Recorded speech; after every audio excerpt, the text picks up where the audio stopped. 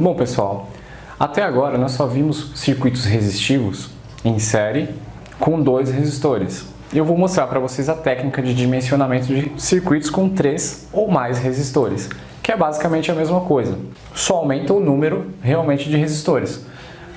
A queda de tensão sempre será proporcional, a fonte vai se dividir proporcionalmente sobre cada um dos resistores de acordo com o seu valor de resistência, de acordo com o seu valor ôhmico. Então, se eu tenho 3 resistores iguais, eu posso distribuir a proporção uma vez para cada um, porque eles são iguais. Então, uma vez nesse e uma vez nesse. Agora eu somo essas proporções. 1 mais 1 mais 1 é igual a 3. Então, 30 dividido por 3 vai ser igual a 10 volts. Esses 10 volts vão cair sobre cada um desses resistores. Então, a partir da minha referência do Terra, ou GND, eu vou ter 10 volts nesse ponto, que é o mesmo que dizer que eu tenho 10 volts sobre este resistor. E a partir desse ponto aqui, quanto eu tenho? Se sobre esse resistor eu também tenho 10 volts, porque ele é o mesmo valor, e esse daqui também 10 volts, o que eu faço? Eu pego os 10 volts que eu já tinha nesse ponto, mais 10 desse, nesse ponto eu vou ter 20 volts em relação ao GND. Lembre-se da primeira aula, onde eu mostrei para vocês as caixas d'água e a diferença que você tem de medição entre um ponto e outro. A medição de tensão modifica de acordo com o seu ponto de referência. Se meu ponto de referência fosse aqui e eu fosse medir nesse ponto, eu teria 10 volts. Como a minha referência é o GND, eu tenho os 10 volts do R3 mais os 10 volts do R2, totalizando 20 volts. Sobre R1 eu tenho mais 10 volts, totalizando os 30 volts da fonte. Então é assim que se analisa esse tipo de malha série resistiva. Bom, pessoal, continuando a análise de malha série resistiva com 3 resistores, mas dessa vez eu coloquei um resistor diferente dos demais, para que nós possamos fazer um pouco de cálculo, né? Apesar do cálculo ser bastante simples, é interessante iniciar sempre procurando o resistor de menor valor ôhmico. No caso aqui, eu tenho o resistor R1 com 15K, o resistor R2 com 15K e R3 30K. O menor, obviamente, são os resistores de 15. Eu vou definir uma proporção de uma vez para esse primeiro resistor, uma vez para esse também, porque eles são os menores, e o resistor R3 com 30K. Quantas vezes o valor 30 é maior que 15? 2 vezes, né? 2 vezes 15, 30. Então, 2 vezes. Agora eu vou somar essas proporções. 2 mais 1 é igual a 4. Eu pego a tensão da fonte e divido pelo valor 4. 1 mais 2, 4. 12 dividido por 4 é igual a 3 volts. Essa é a tensão sobre o menor resistor. Agora eu vou passar para vocês que existem várias formas de você definir as tensões nos pontos. Vamos dizer que aqui é o meu ponto A e aqui o meu ponto B. E nós vamos definir as tensões em relação à referência ao nosso GND a partir desses 3 volts que nós calculamos. Então existem diversas formas. Uma delas, 12 menos 3 é igual a 9. Então eu tenho 9 volts nesse ponto. Por que 3? Porque se eu tenho 3 volts de queda sobre cada resistor de menor valor, então aqui eu tenho 3 volts, aqui eu também tenho 3 volts. E aqui, se esse resistor é 2 vezes maior que esse, 2 vezes 3 é igual a 6. Então sobre esse resistor está caindo 6 volts. Percebam que há uma proporção.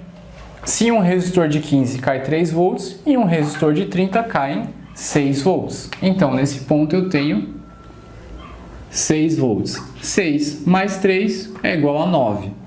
O mesmo cálculo que eu fiz. 12 menos 3 igual a 9. A mesma coisa. Então, nós conseguimos definir quais seriam as tensões em cada um dos pontos. Ok, pessoal, aqui agora nós temos uma malha mais complexa, com mais resistores. Aqui nós temos 4 resistores, de valores bem diferentes, para que nós possamos calcular qual seria a queda de tensão em cada um deles e qual vai ser a tensão em cada um destes pontos aqui em relação ao terra. Então aqui o ponto A, ponto B e o ponto C. Sempre iniciamos pelo resistor de menor valor. Então, o resistor de menor valor seria o R2, que tem 1K. R3, 3K, R4, 10K, R1, 1K. Então, aqui eu tenho a proporção de uma vez. Quantas vezes 3 é maior do que 1? 3. Então, 3 vezes. Quantas vezes 4 é maior do que 1? Percebam que eu sempre utilizo o menor resistor, o valor dele, como referência para definir a proporção de todos os outros. Então, 4 é 4 vezes maior do que 1. 4 vezes. E 10 é 10 vezes maior do que 1. 10 vezes. Agora eu vou somar todas essas proporções aqui. 10 mais 3, 13, mais 1, 14, mais 4, 18. Então eu tenho 18x. Eu vou dividir 15 por 18. Como é uma divisão um pouco mais complexa, nós vamos fazer isso na calculadora. Então eu vou pegar aqui 15 dividido por 18, deu 0,8 Vou considerar 0,8. Então, sobre o resistor de menor valor, prestem bem atenção, ainda não estou definindo as tensões nos pontos A, B e C. Só que sobre esse resistor, eu terei 0,8 volts arredondando. Se esse daqui é uma vez, esse daqui é 4 vezes, e esse daqui 3 vezes, e este 10 vezes. Para saber a queda de tensão sobre cada um dos resistores, eu vou multiplicar por 0,8. Então, 4 vezes 0,8 vai ser a queda de tensão nesse daqui. Então, vou calcular 4 vezes 0,8 é igual a 3,2. Essa é a queda de tensão sobre esse resistor. Eu vou até colocar aqui 3,2 volts sobre o resistor. 3 vezes 0,8 vai ser igual 3 vezes 0,8, 2,4. Então eu tenho sobre esse resistor 2,4 volts. Deixa eu apagar aqui para não ficar tão confuso. 2,4 volts sobre esse resistor, 0,8 sobre esse,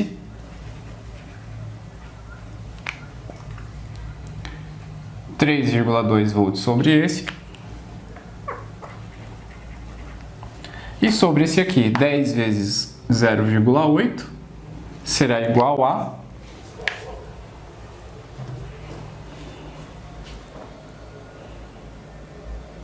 10 vezes 0,8 é igual a 8.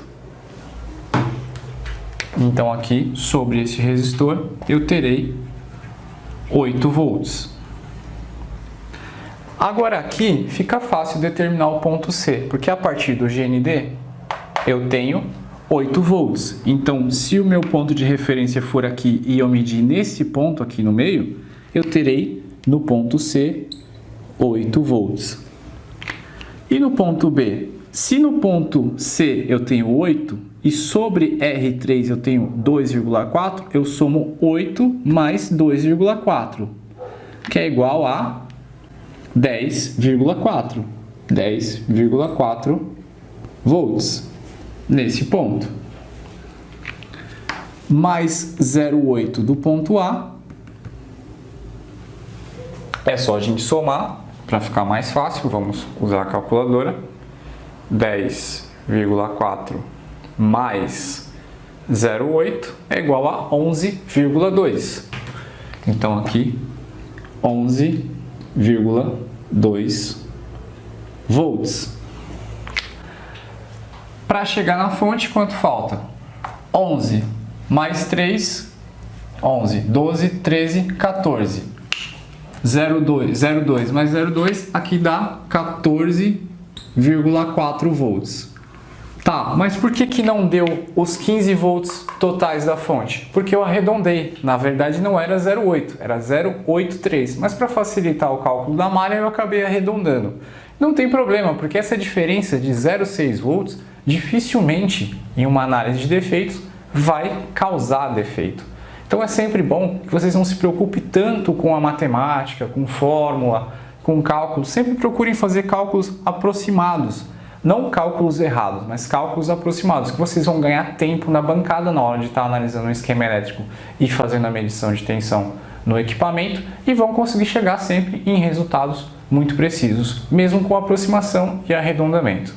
É isso aí, pessoal. Ok, pessoal, aqui eu coloquei um defeito em uma malha série com uma fonte de tensão de 50 volts, 3 resistores. Um de 30K, que é o R1, o R2 com 10K e o R3 com 10K. Lembre-se, sempre que eu colocar circuito que eu já tenho as tensões dispostas, eu quero dizer que esse circuito tem um defeito. Esse defeito é um único componente. Nós vamos fazer a análise de queda de tensão para determinar qual que é o defeito. Primeiro passo, sobre o resistor R3, como ele está ligado ao GND, e esses dois pontos são minha referência, eu sei que está caindo 21,5. Então, sobre ele eu tenho 21,5. Lembre-se que é diferente quando eu falar tensão sobre o componente, eu quero dizer sobre o componente. Tensão no ponto, nesse ponto, sempre em relação ao terra. Ele é a minha referência nesse caso. Lembrem-se da aula 1. Eu sempre procuro fazer vocês lembrar da aula 1, porque é onde eu explico essa lógica de diferença de potencial e ponto de referência, que o valor da tensão acaba mudando de acordo com o ponto de referência que você usa para fazer a medida. Então, sobre R2, 21,5 para 28,5, nós temos 7 volts. Já dá para perceber que tem alguma coisa errada, mas vamos continuar e vamos definir qual que é a queda de tensão no resistor R1. Então, 28,5 para 50, para ficar mais fácil, esse nós vamos utilizar a calculadora, então 50 menos 28,5 é igual a 21,5. Então, sobre esse resistor eu tenho 21,5 volts. O que aconteceu aqui? O resistor de 10K tem 7 volts. Então eu vou comparar com esse daqui. Quantas vezes 21,5 é maior do que 7? Basta a gente fazer o quê? Pega o 21,5 e divide por 7. Ele é aproximadamente 3 vezes maior. Se ele é aproximadamente 3 vezes maior, eu vou observar agora o valor dos resistores. Esse aqui é 10 e esse aqui é 30. 30 é 3 vezes maior do que 10. Então, a queda de tensão aqui, 7 volts, é proporcional aos 21,5. Aqui cai 3 vezes mais tensão do que aqui, que cai 7 volts. Então, está proporcional. Um resistor de 10K está caindo 7 volts e o de 30K 21,5. Estando proporcional, esses dois resistores não têm defeito. O defeito está aqui, porque eu tenho um resistor que nominalmente ele é de 10K, mas está caindo 21,5, que é a mesma queda de tensão do resistor R1, que é de 30K. Então, já fica definido aqui o defeito. O resistor R3 está alterado e ele alterou para 30K. Que é o mesmo valor do resistor R1. Então percebam que a partir das quedas de tensão, nós descobrimos que esta tensão estava proporcional a esta, mediante o valor das resistências, e nós comparamos essa queda de tensão ao resistor R3 verificamos o valor dele, que era 10K, e o valor da queda de tensão não conferia com o seu valor de resistência. Logo, já ficou claro que o valor desse resistor está alterado, ele está com defeito. Ele teve a sua resistência alterada. É isso aí.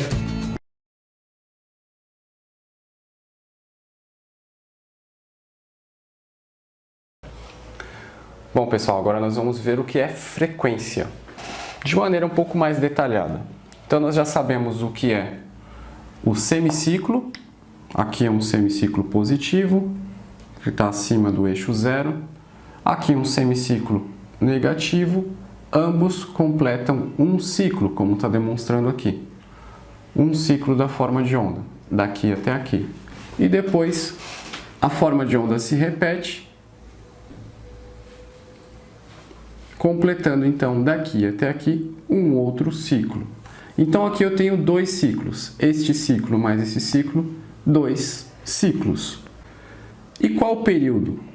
Se eu disser para vocês que daqui até aqui eu tenho 1 segundo, a frequência é o número de ciclos por segundo. Então, se aqui eu tenho 2 ciclos em 1 segundo, eu tenho 2 Hz. Essa é a frequência do meu sinal. Basicamente isso. 2 ciclos em 1 segundo, 2 Hz. Se eu tivesse 50 ciclos em um período de 1 segundo, 50 Hz. E como a nossa rede elétrica aqui no Brasil, 60 ciclos em 1 segundo, 60 Hz. Essa é a frequência da nossa rede elétrica. 60 Hz. Ok? Esse é o número de ciclos por segundo. Frequência. Um negócio bastante simples. A maioria dos osciloscópios hoje em dia, os digitais, eles já te calculam a frequência automaticamente. Você não precisa fazer cálculos para chegar no valor da frequência. Mas é interessante que se saiba fazer e se saiba transformar também. Por quê? Se eu tenho um único ciclo, ele tem um tempo, né? Qual o tempo que eu tenho daqui até aqui? Se o total é 1 segundo, então daqui até aqui eu tenho meio segundo, ou 0,5, não é? 0,5. 0,5 mais 0,5 eu tenho um total de 1 segundo. E se eu quiser saber a frequência, existe uma fórmula. Eu posso pegar 1 e dividir pelo tempo da forma de onda, caso eu conheça. Se eu souber o tempo que tem daqui até aqui e quiser saber a frequência, é só eu dividir 1 pelo tempo. E se eu quiser saber o tempo pela frequência, para conhecer o período, né? O tempo que o ciclo demora para se completar é conhecido como período. O tempo que o ciclo leva para se completar é conhecido como período. E o período é o tempo. Então, se eu tenho o tempo 1 dividido pela frequência, eu consigo saber o tempo. Basta que eu pegue 1 e dividir, por exemplo, por 60, para pegar o exemplo da rede elétrica, 1 dividido por 60 é igual a 0,016. Isso aqui eu posso transformar em milissegundos. Isso aqui é 0,016 segundos. Mas, todavia, eu posso deslocar a vírgula 1, 2, 3 casas e ficar 16 milissegundos. Que o mili, como eu expliquei para vocês, é uma unidade matemática para números pequenos. Então aqui 0,016 segundos eu posso converter para 16 milissegundos, que acaba ficando mais simplificado. Então 16 milissegundos aproximadamente é o período, o tempo que leva para a forma de onda completar esse ciclo aqui. 16 milissegundos corresponde a uma frequência de 60 Hz. E a fórmula também, o contrário também é verdade. Se eu tivesse essa informação de período e quisesse saber a frequência, eu pegava 1 e dividia por 0,016 e eu ia chegar na frequência. Tá ok? Bom, essa é a parte teórica, nós vimos as formas de onda, vimos frequência, mas nós vamos ver isso também na prática, com o auxílio de um osciloscópio e um gerador de funções. O que vai ser bem bacana, que nós vamos acabar aprendendo tanto formas de onda, quanto vamos aprender também a trabalhar com o osciloscópio. Bom, pessoal, antes de partirmos para o osciloscópio, é importante que nós conhecemos um detalhe muito importante sobre forma de onda. Principalmente sobre forma de onda senoidal. Isso ocorre em todas, mas aqui eu vou dar um exemplo da forma de onda encontrada na rede elétrica. Isso a nível de São Paulo, mas a nível de Brasil é a mesma coisa. A única diferença é o valor da tensão de pico. Por exemplo, aqui em São Paulo, nominalmente, nós temos 110 volts. Isso para as tomadas, rede elétrica, o que geral, 110 volts. O que a maioria não sabe é que 110 volts, na verdade, é uma tensão média eficaz, ou RMS. Essa tensão média eficaz, ou tensão RMS, seria o mesmo valor, o valor de uma tensão alternada. Em 110 volts, ela está equilibrando ali o mesmo valor de uma tensão contínua. Cumpre o mesmo papel dentro de um circuito. Parece difícil de entender, mas o que acontece? Para mim chegar nesse valor médio de 110 volts, eu preciso de mais do que isso. Na verdade, uma onda senoidal que tenha 110 volts de média RMS, ela vai ter 155 volts de pico. Então ela tem 155 volts de pico a pico, 310 volts de pico a pico, 155 volts mais 155 volts de pico e menos 155 volts de pico, se eu considerar daqui até aqui. Porém, parte dessa forma de onda acaba sendo, entre aspas, cortada, né? Então essa forma de onda ela é cortada e eu fico com apenas parte dela. Parte dela é aproveitada na carga, né? Apenas parte dessa tensão total é aproveitada na carga devido ao tempo que ela sobe e ela desce, fica em zero, volta, fica negativa. Então, esse tempo em que ela está oscilando, do positivo vai para o zero, para o negativo, positivo vai para o zero, negativo, então eu não consigo manter os 155 volts de pico ali. Porém, entre esse máximo positivo e o máximo negativo, eu consigo extrair uma média de tensão. E essa média de tensão é 110 volts. Que seria o mesmo que eu tivesse 110 volts contínuo. Então, para que eu tenha uma tensão de 110 volts, que seria o mesmo, uma tensão de 110 volts alternada, que seria o mesmo que 110 volts contínuo, na verdade, a alternada ela vai precisar de pelo menos 155 volts de pico positivo e menos 155 volts de pico negativo. Parece complicado, mas na verdade não é. É só você pensar que aqui eu tenho uma forma de onda alternada e aqui uma contínua. A contínua, ela vai ficar contínua em 110 volts. Correto? Mas ela é contínua. Se eu quiser manter os mesmos 110 volts imitando essa contínua, utilizando uma alternada, o pico tem que ser maior. O pico aqui não pode ser 110, ele tem que ser um pouco maior.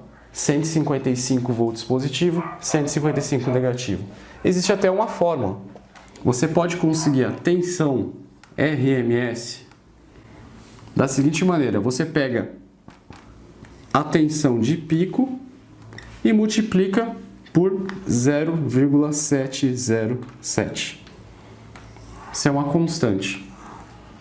Vocês podem anotar isso aqui no caderninho de vocês, decorar que para chegar na tensão RMS, que é a tensão média eficaz, você tem que pegar a tensão de pico aqui, que no caso 155, e multiplicar por 0,707, que vai ser igual a 109,58. Então, volts. Arredondando aqui, praticamente os 110 volts encontrados aí na rede elétrica. Ok? Então, o multímetro comum, ele sempre vai te medir a tensão eficaz, a tensão RMS do sinal. Isso falando de rede elétrica.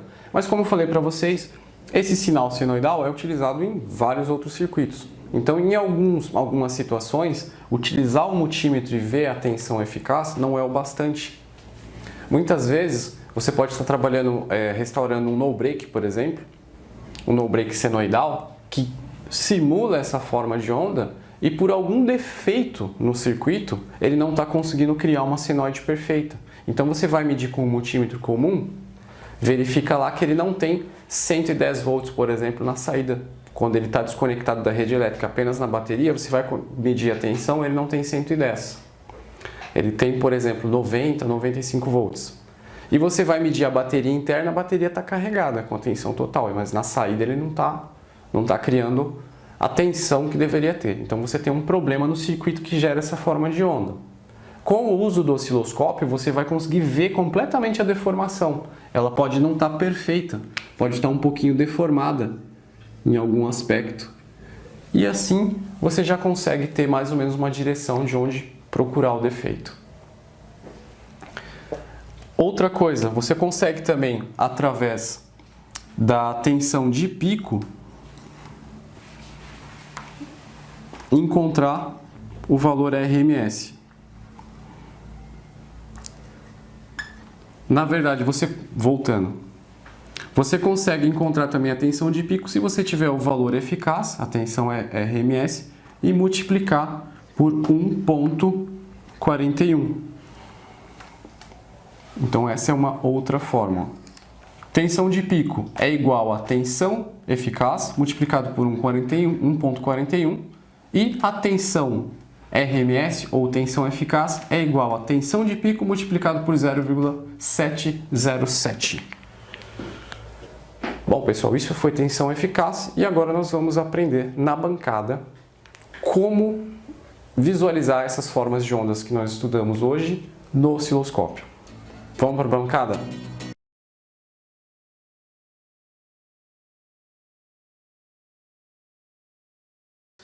Bom, pessoal, agora nós vamos começar no PNP, um tipo de transistor PNP.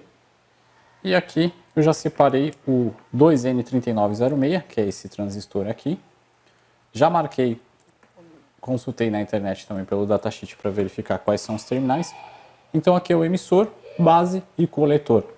Sempre olhando nessa face do transistor assim. Imagina que essa parte aqui abaulada ficou para o fundo e a parte quadradinha ali está para frente. Então você vai ter os três terminais. Então nessa ordem você tem emissor, base e coletor. Aqui onde tem a inscrição do transistor. Ok? Só para ficar claro, aqui eu coloquei o multímetro em escala de ganho, HFE, e vou colocar esse transistor de potência aqui, esse transistor que tem maior potência, para vocês verem como o ganho dele é baixo. Eu tinha citado para vocês anteriormente, mas não tinha mostrado. O ganho dele é bem baixinho. Então aqui, ó, 36 de ganho só. Então você percebe que num transistor grande como esse, ele tem um ganho muito baixo, baixíssimo na verdade, não, só 36 de ganho. E você, em contrapartida, um outro transistor, esse aqui é um DB136, BD136 aliás, vocês vão ver que o ganho dele é muito superior a este. Já está com ganho de 250. Em compensação, esse transistor aqui, suporta uma corrente muito maior do que esse e uma tensão muito maior do que esse também, né? Então você percebe que as características do transistor são variadas.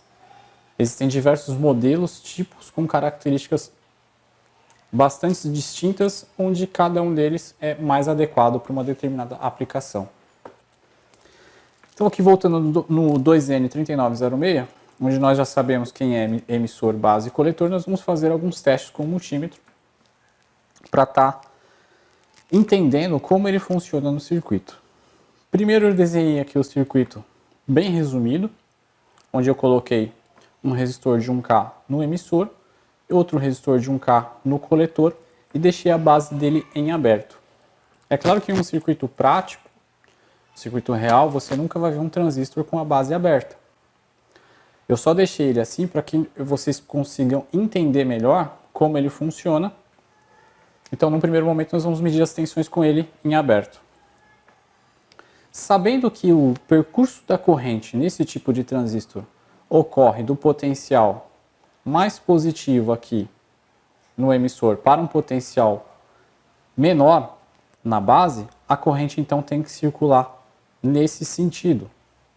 Uma vez que a corrente circule nesse sentido, haverá uma queda de tensão aqui na junção base-emissor, que vai ficar em torno de 0,6 volts, ou seja, a tensão da base precisa ser 0,6 volts menor do que a tensão do emissor, aproximadamente. Pode variar um pouquinho, 0,7, pode ser 0,6 e por aí vai. Mas, por conveniência, vamos dizer que seja 0,6 volts aqui, que precisa de queda de tensão. No entanto, como a base está em aberto, não vai circular corrente pela junção. Não vai circular corrente por emissor e base, consequentemente, também não teremos corrente entre emissor e coletor, pois sabemos que o transistor que não esteja com sua base emissor polarizada, ele fica em estado de corte, se comportando como uma chave aberta. Sendo chave aberta, ele vai ter as mesmas características de um circuito como esse daqui, a nível de tensão. Então aqui 1K, 1K, aqui em cima 12 volts, então aqui eu também terei 12 volts e aqui 0 volts. 0 volts aqui também. Ou seja, toda a queda de tensão está caindo entre emissor e coletor, ou entre a própria chave. Para vermos isso na prática, eu vou separar aqui os terminais, emissor, base e coletor. Vou abrir aqui um pouquinho para ficar mais fácil. Vou pegar os mesmos resistores aqui da aula anterior, vou aproveitar.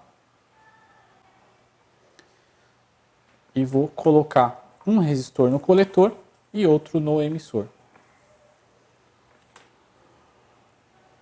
Resistorzinhos de 1K. Ficou bem presinho, eu acho que esse aqui eu nem vou precisar soldar, porque ficou bem preso. Vamos colocar aqui outro resistorzinho no coletor. Então aqui, emissor e coletor. Seguindo o exemplo do diagrama, eu vou ligar então o resistor do emissor direto no potencial de 12 volts. E esse resistor do coletor vai direto no GND, no terra, ou negativo. Liguei aqui. Liguei aqui. E agora eu vou medir as tensões. Vou colocar o multímetro em escala de tensão contínua. Vou ligar a nossa fonte de 12 volts. Já está ajustada para 12 volts. Tem uma pequena variação, então vai aparecer 12 ponto alguma coisa. Normal. Ponta de prova preta e vermelha. Negativo, positivo. Negativo sempre na referência. Liguei aqui na referência. Agora eu vou começar medindo a saída da minha fonte. Então, 12,3 volts. 12,3 volts. Do outro lado do resistor, quanto tem? 12,3 volts. O que isso já me disse? Já sabemos que se eu tenho 12 de um lado do resistor e 12 do outro, não tem queda de tensão, não tem diferença de potencial entre os dois pontos. Não havendo diferença de potencial entre os dois pontos, não há circulação de corrente. Isso é uma informação muito importante. Saber quando não existe circulação de corrente entre um ponto e outro no circuito. Você não precisa utilizar o amperímetro para isso. As próprias tensões vão te mostrar e isso vai ficar claro. Então aqui no emissor, já que esse é um transistor do tipo PNP, aqui no emissor eu tenho 12,3 e no coletor 0 volts. O que está acontecendo aqui? O transistor está se comportando como se fosse uma chave e se essa chave está aberta. O transistor, na realidade, ele é uma chave eletrônica, uma chave de corrente controlada por corrente. Se eu não tenho corrente circulante entre emissor e base, a chave vai estar aberta. Então, aqui eu terei 12,3 e aqui 0. Porque sendo chave aberta, ele está se comportando como a maior resistência do circuito. Toda a queda de tensão da fonte está caindo sobre ele. E não tem corrente circulando daqui. Aqui também não tem corrente. É claro, já que está tudo ligado em série, se eu não tenho corrente aqui no resistor, eu também não vou ter no transistor. Do outro lado aqui, 0, aqui 0. Ok? Então, como que é feita a polarização desse tipo de transistor? Esse tipo de transistor, como eu falei para vocês, precisa de uma queda de tensão de pelo menos, para saturar, em média de 0,6 volts a menos do que o emissor. A base precisa ter essa pequena queda de tensão. Então, se eu pegar aqui um resistor para limitar a passagem de corrente entre a junção emissor e base, eu vou colocar um outro resistor aqui, que poderia ser de 1K também, não tem problema. 1K, 100K, 10K, o que vocês tiverem aí, vocês podem utilizar aqui, que vai dar para fazer essa experiência sem problemas. Então, a tensão aqui, na base, deverá ser 0,6 volts menor que a tensão do emissor. A partir disso, estará circulando corrente aqui pela junção, a resistência interna do transistor entre emissor e coletor vai começar a diminuir e vai passar a circular corrente aqui como se fosse uma chave fechada, ou seja, como se tivesse colado o terminal coletor e emissor, eles estivessem colados, trabalhando como se fosse um curto, se comportando como um curto, né? Muito importante que se entenda o comportamento de um curto e saiba diferenciá-lo de um curto-circuito, né? Aqui ele está se comportando como um curto, onde tem a mesma tensão de um lado e do outro. Mesma coisa que eu pegar um fio ou uma trilha de uma placa, onde eu tenho 12 volts aqui e 12 volts do outro lado dessa trilha. Em qualquer ponto que eu fizer medição de tensão aqui, em relação ao GND, ao terra, eu vou ter 12. Em qualquer ponto aqui eu tenho 12. Isso aqui é um curto. Não é um curto-circuito que consome lá, que gera defeito, mas se comporta como um curto, que é basicamente o que nós temos aqui entre coletor e emissor.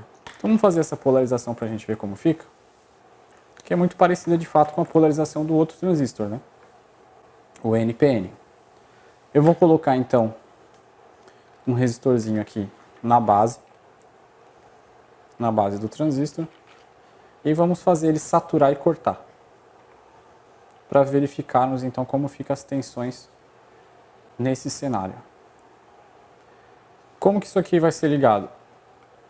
Diferente do NPN, que nós ligamos a base direto ao potencial positivo, nós vamos ligar no PNP a base para o potencial mais baixo, para um potencial mais negativo em relação ao emissor. Então vamos ligar dessa maneira aqui, colocando essas duas extremidades ao terra, fazendo com que ele fique esses dois pontos fiquem ligados no menor potencial. E aqui o emissor eu vou ligar no positivo. E o que vai acontecer nós vamos analisar agora medindo as tensões.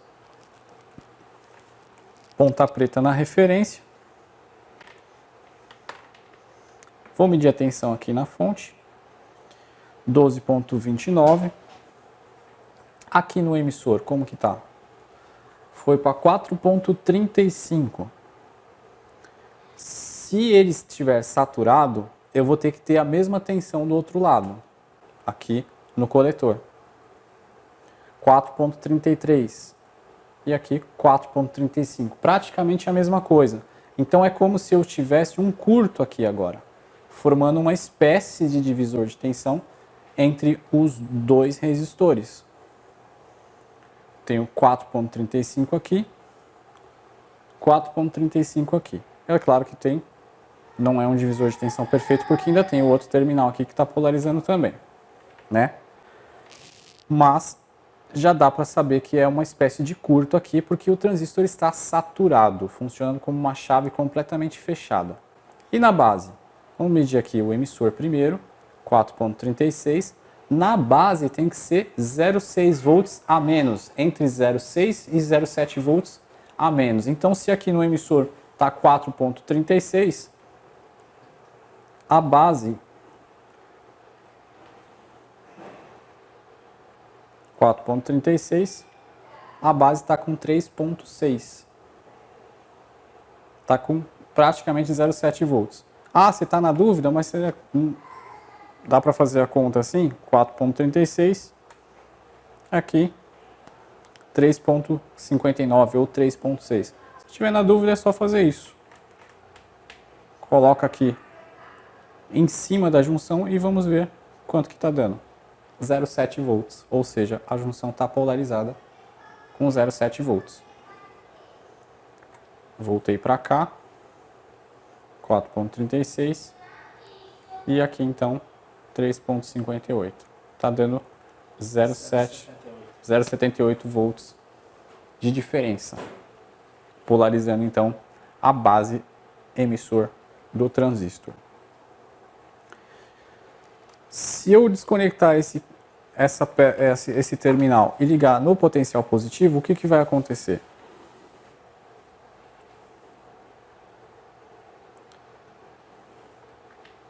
Inverti. Agora eu liguei a base direto no potencial positivo como se ele fosse um NPN. Vou medir a tensão aqui, 12,3, aqui 0. Ou seja, ele cortou. Por que cortou? Aqui está com 12,3 e aqui 12,3. Ele está completamente cortado. Por quê? Se eu tenho 12,3 no emissor e 12,3 na base, eu não tenho queda de tensão.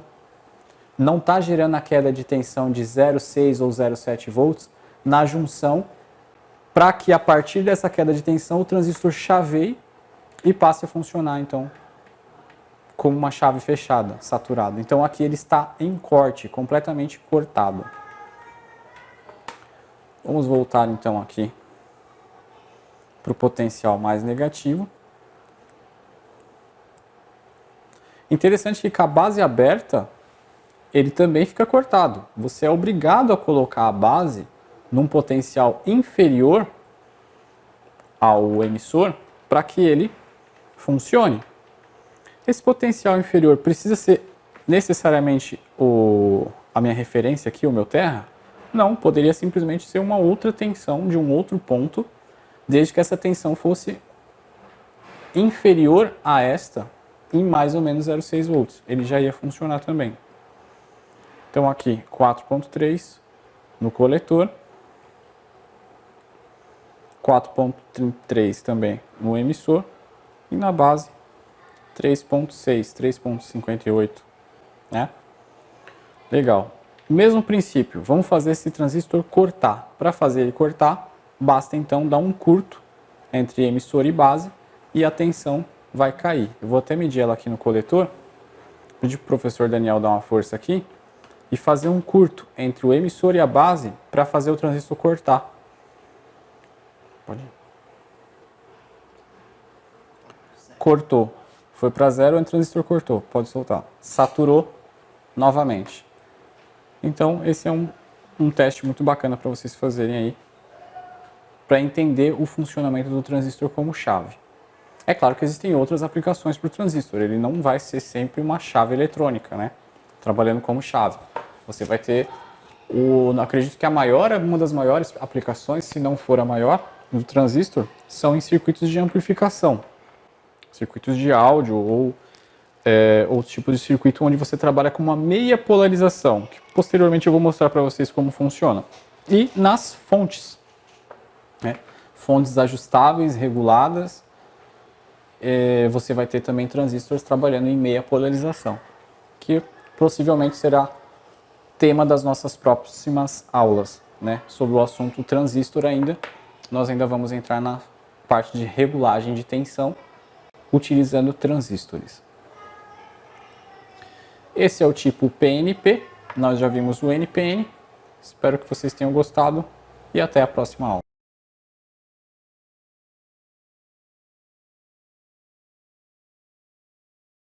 Olá pessoal, nessa aula vamos iniciar o nosso estudo do semicondutor mais importante da eletrônica, o transistor.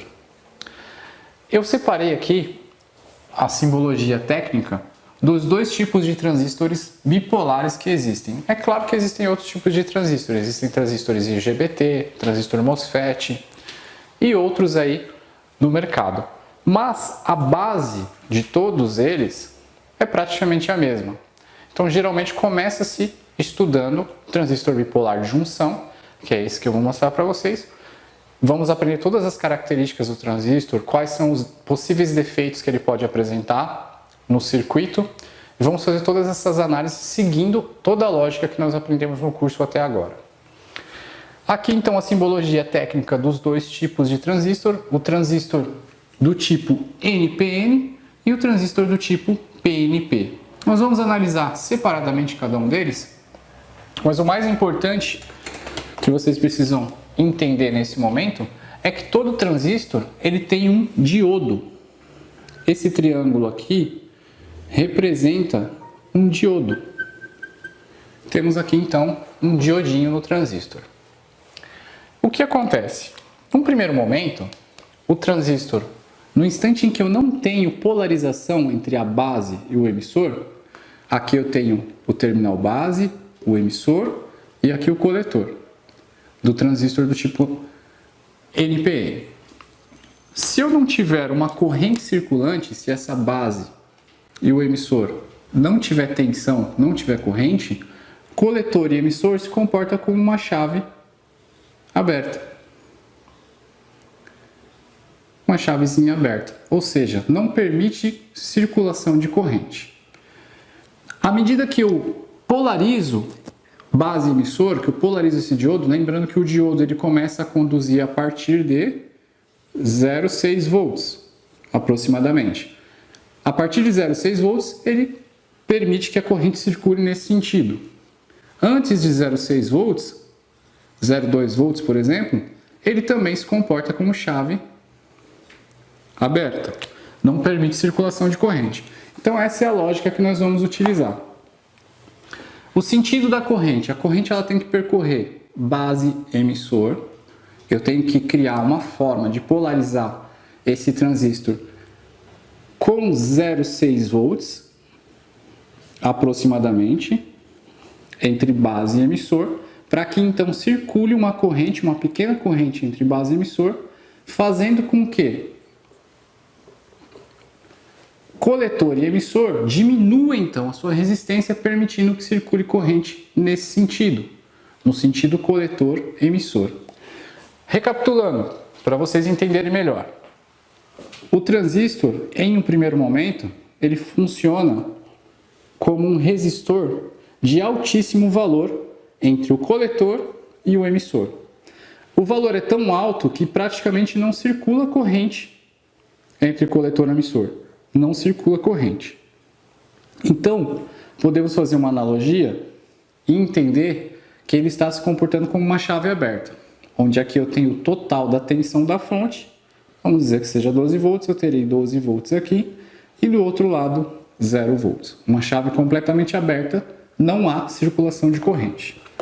Porém, no instante em que eu polarizo essa junção base-emissor com uma tensão de aproximadamente 0,6 volts, então começa a circular uma pequena corrente nesse sentido, entre o terminal base e o terminal emissor. E essa resistência entre coletor e emissor vai diminuindo. Então imagine que agora é uma resistência bem pequenininha.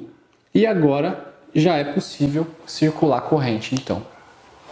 Então você pode enxergar o transistor como uma chave de corrente controlada por corrente. É como se fosse um registro, né? Um registro de água, onde você vai abrindo o registro, vai aumentando o fluxo de água que passa pela torneira. Só que esse movimento de abrir o registro para aumentar o fluxo de água, diminuindo então a resistência que o registro fornece à passagem de água ali no cano, é controlada por corrente elétrica, ok? Então, basicamente, nós temos corrente base-emissor. A partir do momento que circulou uma pequena corrente base-emissor, diminui então a resistência entre coletor e emissor e passa então a circular uma corrente. Isso para o transistor NPN. E como funciona para o transistor do tipo PNP? A mesma coisa. A lógica é a mesma. A única diferença é que o sentido das correntes serão diferentes. Se antes a corrente circulava entre base e emissor, e a partir do momento que circula entre base e emissor diminui a resistência entre coletor e emissor, permitindo então que a corrente circule nesse sentido. Aqui é a mesma coisa. A partir do momento que eu coloco uma tensão entre emissor e base, a partir de 0,6 volts, começa então a circular uma pequena corrente nesse sentido. A partir do momento que essa corrente começa a circular nesse sentido, emissor-base, então a resistência entre emissor e coletor vai diminuindo, permitindo então que a corrente circule nesse sentido. Percebam que a lógica é a mesma, a única coisa que muda é o sentido das correntes. E qual é mais utilizado na eletrônica? Os dois. Tudo depende do uso que vai ser dado para o transistor. Depende de qual vai ser a aplicação, a real aplicação do transistor. Dependendo do circuito que está sendo desenvolvido, o tipo NPN vai ser mais indicado, né? E dependendo do circuito que está se desenvolvendo, o PNP vai ser mais indicado. Agora, a nível de características, né? Nós vamos ter uma aula dedicada a isso, onde nós vamos aprender todas as características de um transistor bipolar e como vocês vão estar identificando essas características no datasheet do componente, que seria o manual do componente, né? Mas, de uma maneira geral, nessa aula introdutória, eu gostaria que vocês decorassem o nome de cada um dos terminais: coletor, base, emissor, emissor, base, coletor. Os nomes não mudaram, se você perceber. Deste lado aqui, temos o emissor e aqui também o emissor. A única coisa que mudou é que para o PNP, essa setinha está apontando para a base, enquanto no NPN, a setinha aponta para o emissor. Temos um diodo aqui também.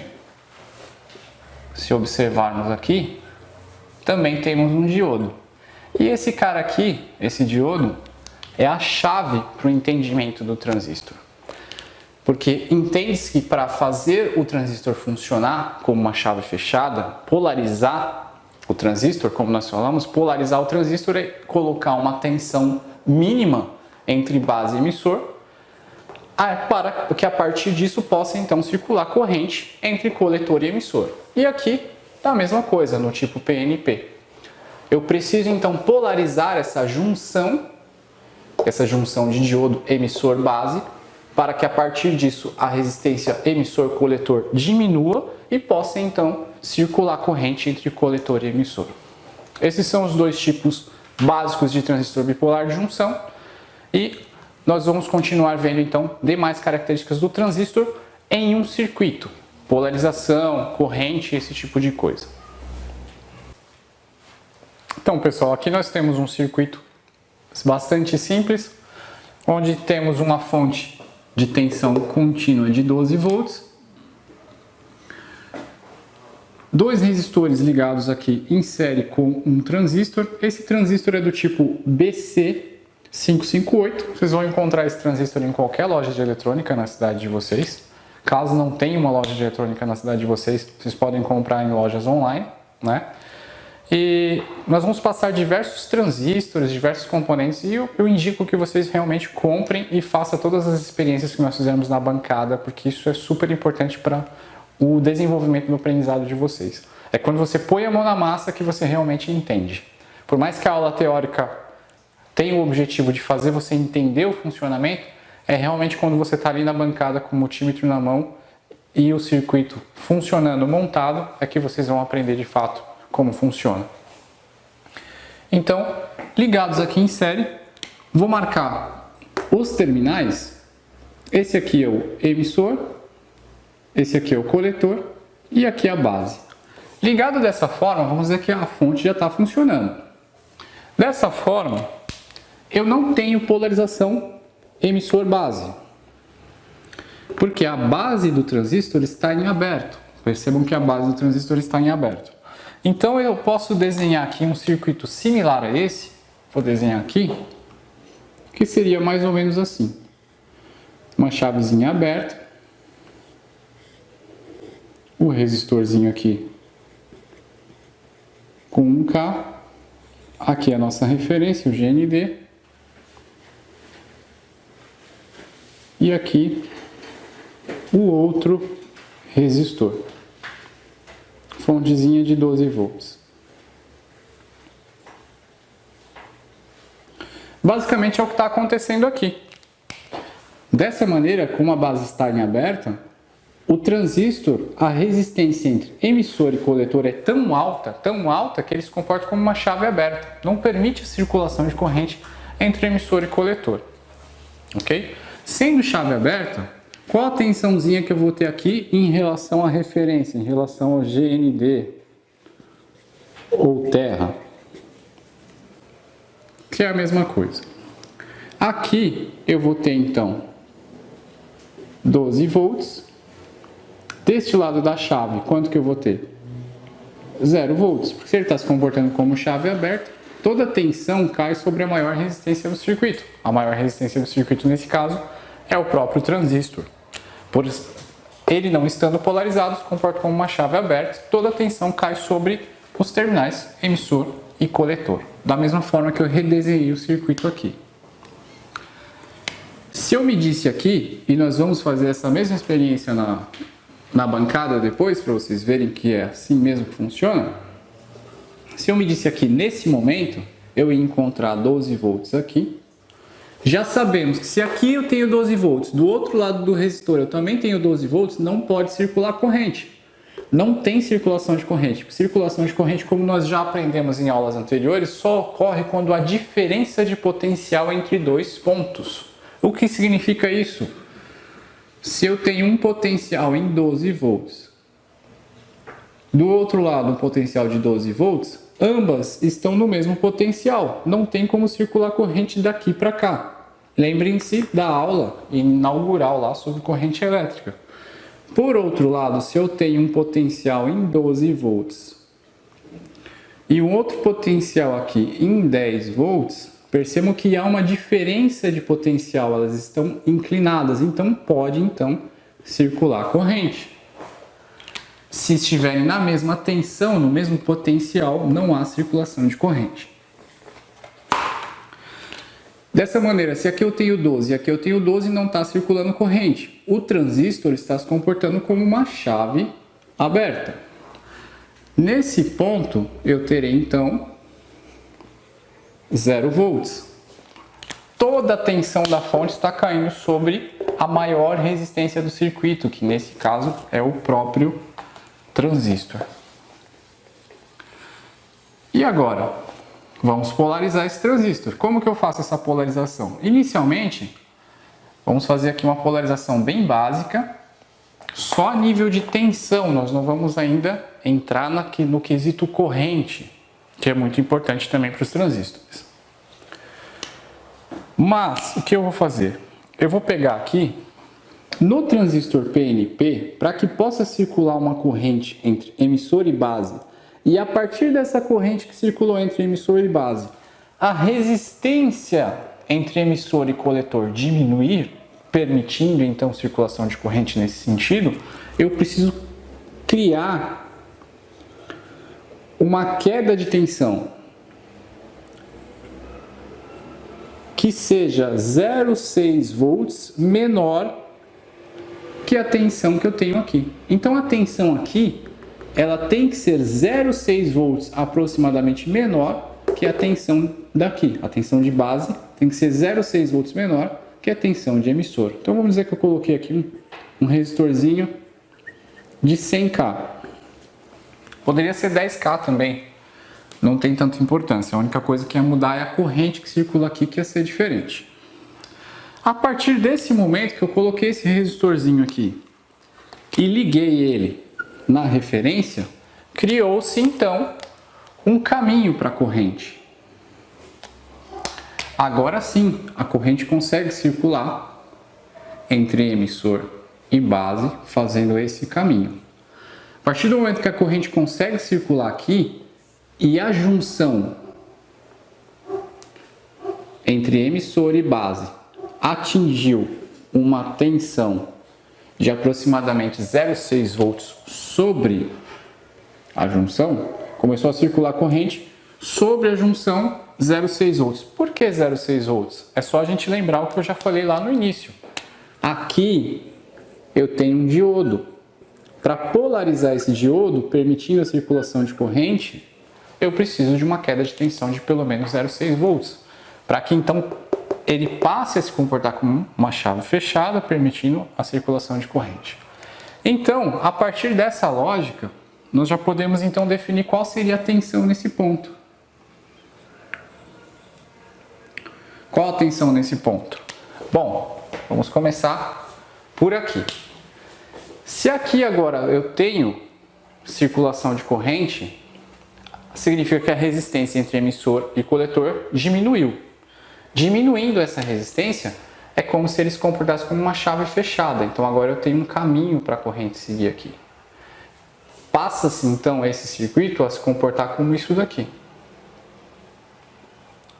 Um divisor de tensão. Onde eu tenho 12 volts aqui. E aqui no meio, quanto que eu vou ter? Aqui no meio. É lógico que aqui no meio eu não vou conseguir medir. Mas eu consigo medir aqui e aqui. Eu vou ter aproximadamente, se os dois resistores são iguais, metade da tensão da fonte. Aqui R1, 1K, R2 também 1K. Então aqui eu vou encontrar aproximadamente 6 volts. Seguindo essa lógica, eu vou ter então praticamente 6 volts aqui e 6 volts aqui. E qual que é a tensão na base? Lembre-se que eu falei para vocês que a base tem que ser 0,6 volts menor do que a tensão do emissor. Então, se no emissor eu tenho 6 volts, aqui eu vou ter na base 5,4 volts aproximadamente.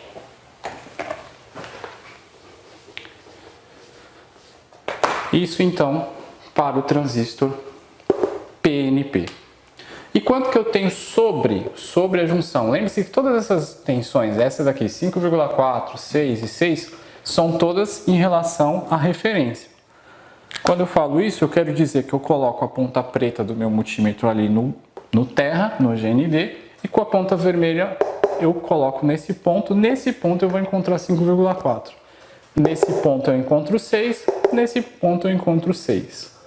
Se eu retirar e colocar as duas pontas sobre a junção, eu tenho que encontrar aproximadamente 0,6 volts. 6 menos 0,6, 5,4. Ok? Então essa é a base do funcionamento do transistor PNP.